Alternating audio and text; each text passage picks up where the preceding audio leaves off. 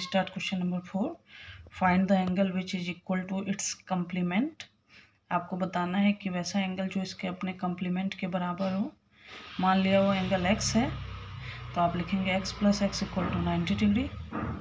It means क्या हुआ, 2x degree equal to 90 degree. x की वैल्यू 90/2 हो गई, मतलब 45 डिग्री। दो 45 डिग्री को ऐड करेंगे, 45 प्लस 45, तो वो अपने कम्प्लीमेंट के बराबर होगा। तो वही दिखा रहा है कि find the angle which is equal to its complement. तो वो एंगल कौन सा हुआ, रिक्वायर्ड एंगल 45 डिग्री हुआ।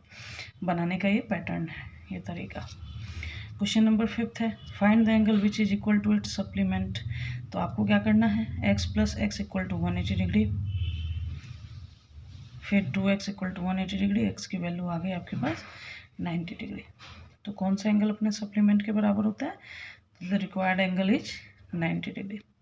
अब चलिए क्वेश्चन नंबर 6 है, in the given figure 1 and 2 are supplementary angles. एक दूसरे ये लीनियर पेयर बना रहे हैं और आपका कंडीशन दिया हुआ है कि अगर एंगल 1 को डिक्रीज किया जाए तो what changes should be taken place in angle 2 so that both angle remain supplementary। अगर एंगल 1 को, मान लीजिए ये क्या है आपका ऑब्ट्यूस एंगल है, अगर आप इसको डिक्रीज करते हैं तो एंगल 2 पे क्या इफेक्ट पड़ेगा, और ऐसा क्या इफेक्ट पड़ेगा कि ये सप्लीमेंट्री बने रहें। तो ये लॉजिकल क्वेश्चन है। अगर ये आप ऐसे भी सोचिए कि एंगल 1 को अगर आप कम करते हैं या डिक्रीज करते हैं तो एंगल 2 क्या होने लगेगा, इंक्रीज होने लगेगा। जिसको आप लिखेंगे क्या, angle 1 is decreases, angle 2 must be increases by the same value. जितना आप एंगल 1 को डिक्रीज करेंगे एंगल 2 उतना आपका इंक्रीज होता जाएगा। ऐसे ही आपको भी बनाना है। अब क्वेश्चन नंबर 7 देखिए, दिया हुआ है कि कैन 2 एंगल भी सप्लीमेंट्री बोथ ऑफ देम। बताइए कि अगर दो एंगल, 3 कंडीशन है, एक्यूट हों तो क्या वो सप्लीमेंट्री होंगे। एक्यूट एंगल मतलब क्या, 90 से छोटा। मान लीजिए 90 से 2 छोटा एंगल आप ले लें, 2 एंगल छोटे ले लें, तो क्या सप्लीमेंट्री एंगल बना पाएंगे, कभी नहीं बना पाएंगे। सप्लीमेंट्री मतलब 180 डिग्री होना चाहिए। एक्यूट एंगल 2 लेंगे आप तो कभी भी वो ऐड करके 180 डिग्री के बराबर नहीं आएंगे, तो कभी भी सप्लीमेंट्री एंगल नहीं बनाएंगे। तो इसको ऐसे लिखेंगे आप, नो।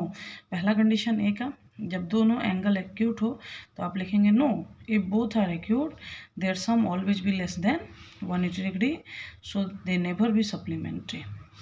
दूसरा कंडीशन है ऑब्ट्यूस। तो ऑब्ट्यूस क्या होता है, 90 से ज़्यादा, तो इसमें भी लिखेंगे no, if 2 angles are obtuse their sum will be always more than 180 degree. Third angle है राइट, राइट में लिखेंगे yes, both angle form supplementary pair. 90 plus 90 क्या हो जाएगा, सप्लीमेंट्री एंगल हो जाएगा।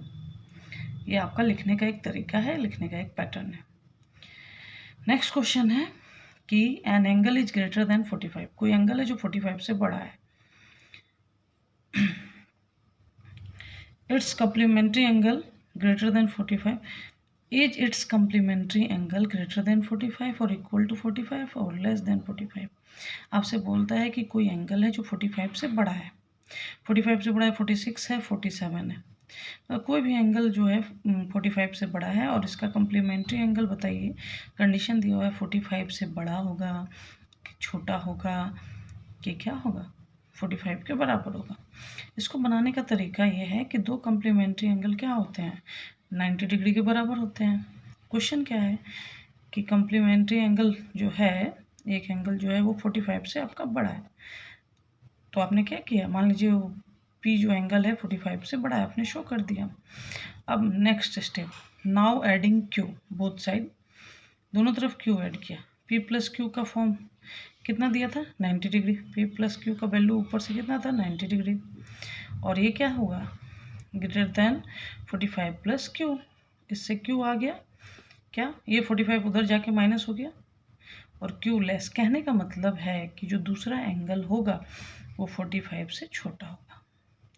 यहाँ पे शो करना है कि जो दूसरा एंगल होगा, पहला एंगल तो ग्रेटर देन 45 है तो दूसरा एंगल 45 से छोटा होगा। कहने का मतलब है कि मान लीजिए कि कोई कम्प्लीमेंट्री एंगल आप बना रहे हैं कम्प्लीमेंट्री एंगल जानते हैं कि दो एंगल का सम है, और इस कंडीशन के अकॉर्डिंग पहला एंगल मान लीजिए 63 डिग्री है, 45 डिग्री से बड़ा है, तो दूसरा एंगल क्या होगा 27 डिग्री, तभी ना मिलके कम्प्लीमेंट्री होगा। तो यही कहता है लेस देन ये क्या है 45 डिग्री। अगर एक 45 से बड़ा है तो दूसरा 45 से छोटा है, और इसको हमने लैंग्वेज में दिखा दिया है। अब समझ में आया। क्वेश्चन नंबर 8 के बाद हम करेंगे क्वेश्चन नंबर 9। क्वेश्चन नंबर 9 एक फिगर दिया हुआ है। अब उसमें पूछता है कि क्या एंगल ए एंगल 2 के एडजेसेंट है। फिगर देखिए, बोलिए हाँ, क्योंकि एक ही वर्टेक्स पे है और इन लोगों के बीच में एक कॉमन आर्म है और दोनों नॉन कॉमन आर्म से जुड़े हुए हैं। एक वर्टेक्स पे हैं, इन लोगों के बीच में एक ही कॉमन ओसी आर्म कॉमन है, तो ये दोनों एक दूसरे के एडजेसेंट है, आपने लिख दिया। फिर उसी तरह आपने दिया क्या ए ओ सी, देखेंगे यहाँ ए ओ सी एडजेसेंट टू ए ओ ई। आपने बोला नहीं, कॉमन आर्म कॉमन वर्टेक्स तो है लेकिन एक दूसरे के एडजेसेंट नहीं है, उसका कॉज दे दिया। फिर आपका क्वेश्चन देता है कि सी ओ ई और ई ओ डी लीनियर फॉर्म करते हैं। आप फिगर से देखेंगे और लिखेंगे यस लीनियर फॉर्म कर रहे हैं। नेक्स्ट क्वेश्चन है लीनियर मतलब सी ओ ई और ई ओ डी ये लीनियर फॉर्म कर रहे हैं, मतलब ये एक स्ट्रेट लाइन पे आ रहे हैं एंगल्स। और दूसरा बोलता है कि क्या ये दोनों एंगल्स सप्लीमेंट्री है बी ओ डी और डी ओ ए, तो आप फिगर देखेंगे तो एक दूसरे के सप्लीमेंट्री दिख जाएंगे। पांचवा इसका कंडीशन पूछता है कि इसमें कोई वर्टिकली अपोजिट एंगल ऑफ 5 के वर्टिकली अपोजिट एंगल कौन सा है, तो सी ओ बी। आपने लिख दिया एंगल सी ओ बी। आपका ये क्वेश्चन नंबर 9 कंप्लीट हो गया। अब क्वेश्चन नंबर 10, ये भी फिगर बेस्ड है क्वेश्चन। वर्टिकली अपोजिट एंगल पूछ रहा है, तो एंगल है 1 एंगल 4 और एंगल 5 एंगल 2+3 लिख दिया। लीनियर पेयर कौन बना रहा है, 1 और 5 को ऐड करेंगे तो लीनियर पेयर बन रहा है, 4 5 को ऐड करेंगे तो लीनियर पेयर बन रहा है। सीधा है ये फिगर, सीधा है। फिर उसके बाद बोलता है next question, in this figure angle 1 adjacent to angle 1 2 के एडजेसेंट है, तो बिल्कुल नहीं है, तो अल्टरनेट एंगल बना रहा है। तो आप लिखेंगे कि नहीं angle 1 and angle 2 are not adjacent angle because both are lie on same vertex. Next है आपका 12 नंबर क्वेश्चन। 12 नंबर क्वेश्चन आपसे पूछ रहा है कि एक्स वाई जेड की वैल्यू बताओ। क्या करना था, वर्टिकली अपोजिट एंगल बराबर होते हैं, तो आपने लिखा क्या एक्स प्लस वाई क्या होता है 180 डिग्री। ये लीनियर पेयर का फॉर्म है, ये लीनियर पेयर बना रहे हैं, और एक्स किसके बराबर है 55 डिग्री के बराबर है। इससे वाई की वैल्यू आ गई 125, और वाई जितना आ जाएगा उतना जेड भी होगा। आपने ऑनलाइन क्लासेस में आपको समझा रखा था मैंने। तो ये हो गया आपका 125 डिग्री। नेक्स्ट क्वेश्चन है आपके पास, इसमें भी एक्स वाई जेड निकालना है, इसको भी सिंप्लीफाई किया, जेड आपका 45 डिग्री के बराबर हो गया। फिर नेक्स्ट कंडीशन क्या है, Y plus Z equal to 180 degree, ये लीनियर पेयर में आ गया। वाई की वैल्यू माइनस करने पे ये नीचे वाला लीनियर पेयर में आ गया, वाई की वैल्यू माइनस करने पे 140 डिग्री आ गई। फिर आपने क्या किया, वैल्यू ऐड करके एक्स की वैल्यू भी निकाल ली। अब आपके पास दो क्वेश्चन है, एक फिलर है और एक है आपके पास एक नॉर्मल फिगर वाला क्वेश्चन है 14 और 15। इसको कैसे बनाना है देखिए, इसको fill in the blanks. If two angle are complementary तो सम होगा 90 degree, if two angle are supplementary तो सम होगा 180 degree, if two angle forming a linear pair it means they are supplementary angle, and if two angle adjacent angle and supplementary therefore they form adjacent भी हो और supplementary भी हो तो ये linear pair form करते हैं। अब बोलता है कि वर्टिकली अपोजिट एंगल कैसे होते हैं, इक्वल।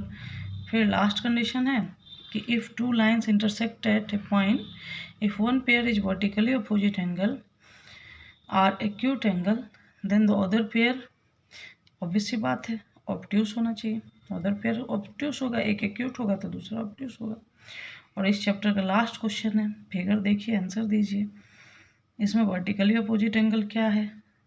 तो वर्टिकली अपोजिट एंगल दिख रहा है आपको BOC,